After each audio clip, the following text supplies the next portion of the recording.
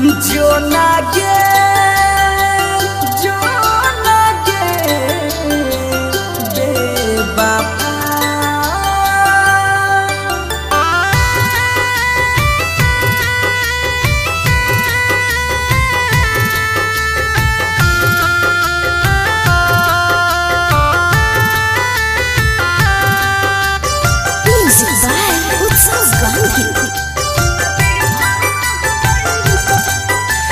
दर्द मोहब्बत के जिंदगी भरा रह जाइता। दर्द मोहब्बत के जिंदगी भरा रह जाइता।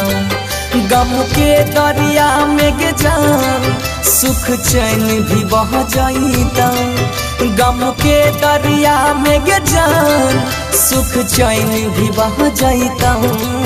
जियते जीना पाई में जब याद हमारा आईता।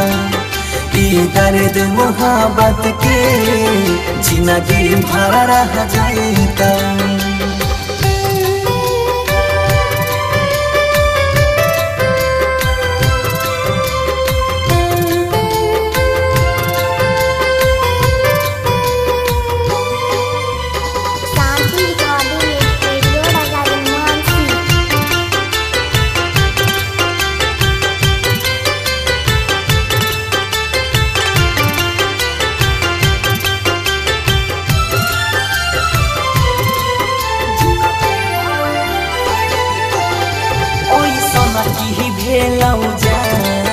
मुँह मोर के जाई छी गे सोचला सपना यारा सब तोहरी के जाई छी गे।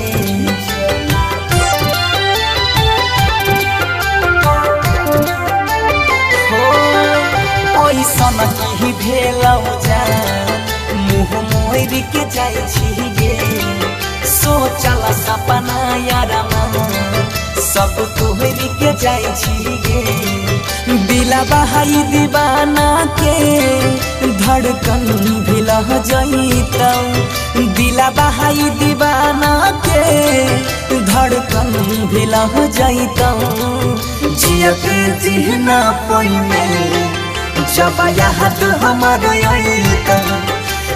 दर्द मोहब्बत के जिंदगी भरा रह जाइता।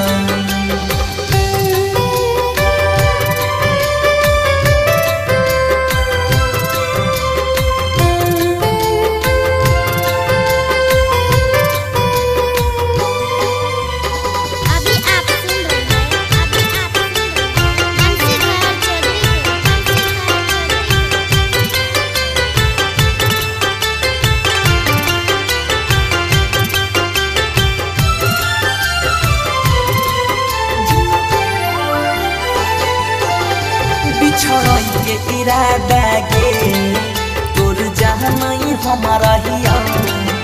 अब जाई छी तो चल जो इससे ज्यादा की कहिया।